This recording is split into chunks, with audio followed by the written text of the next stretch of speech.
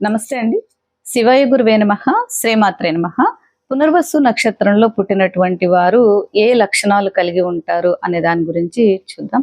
పునర్వసు నక్షత్రం మొదటి 3 పాదాలు మిథున రాశిలో ఉంటాయి. అంటే 1, 2, 3 పాదాల్లో జన్మించిన వారికి మిథున రాశి వస్తుంది. 4వ పాదంలో జన్మించిన వారు కర్కాటక రాశిలో ఉంటారు. కర్కాటక రాశి వస్తుంది.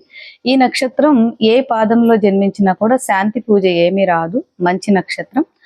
అంతేకాకుండా ఈ నక్షత్రంలో పుట్టినటువంటి స్త్రీలు సౌందర్యవంతులుగా ఉంటారు, ధనవంతులుగా ఉంటారు, మంచి తెలివితేటలు కలిగి ఉంటారు, ఏ విషయాన్నైనా బాగా ఆలోచించగలుగుతారు. ఈ నక్షత్రంలో పుట్టినటువంటి పురుషులు స్థిరచిత్తము లేనటువంటి వారుగా ఉంటారు. అంతేకాకుండా ఎంత శ్రమకైనా కానీ ఓర్చుకునేటటువంటి వారుగా ఉంటారు. ఈ నక్షత్రంలో పుట్టిన స్త్రీలైనా పురుషులైనా అల్ప సంతోషులుగా ఉంటారు. అంటే వీరిని కొంచెం పొగిడితే చాలు ఏ పని అయినా చేస్తారు. ధన విషయంలో పట్టుదలగా ఉంటారు. అంటే తొందరగా డబ్బు ఖర్చు పెట్టడానికి మనసు రాదు. వీరికి వివాహానంతరం బాగా కలిసి వస్తుంది. అంతేకాకుండా మంచి అభివృద్ధి పదంలోకి అంటే సొంతంగా బాగా అంటే ఉద్యోగం, వ్యాపారం, వ్యవసాయం ఏది చేసి అయినా సొంతంగా మంచి అభివృద్ధిలోకి రాగలిగినటువంటి నైపుణ్యం కలిగి ఉంటారు. ఈ పునర్వసు నక్షత్రంలో పుట్టినటువంటి జాతకులు 30 సంవత్సరాలు వచ్చిన తర్వాతే వీరికి స్థిరమైన ఉద్యోగం, స్థిరమైన సంపాదన కలుగుతాయి. 40 సంవత్సరాలు వచ్చిన తర్వాత నుంచి ఆర్థికంగా మంచి అభివృద్ధి ఉంటుంది.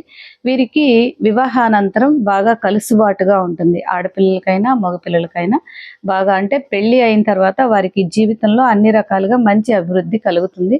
అంతేకాకుండా ఈ నక్షత్రంలో పుట్టినటువంటి వారికి పేగులకు సంబంధించిన, కడుపుకు సంబంధించిన అనారోగ్యాలు ఎదుర్కొనవలసి వస్తాయి.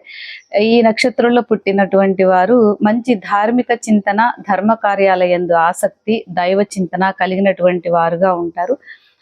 వీరి యొక్క జీవితం మంచి అభివృద్ధికరంగా ఉంటుంది. అంటే ఆరోగ్యపరంగా కడుపుకి సంబంధించిన అనారోగ్యాలు ఎదుర్కొనవలసి వస్తుంది కనుక అంటే ఎప్పుడైనా కనీసం నెలకి ఒకసారి, 2 నెలలకు ఒకసారి అయినా దత్తాత్రేయుడిని పూజించుకోవడం, లేదంటే శివాలయంలో శివునికి అభిషేకం చేయించుకోవడం మంచిది. ఈ రకంగా చేసినట్లయితే నక్షత్ర రీత్యా వచ్చేటటువంటి కొన్ని దోషాలు పోయి వారికి అన్ని రకాలుగా మంచి అభివృద్ధి కలుగుతుంది. సర్వే జనా సుఖినో భవంతు.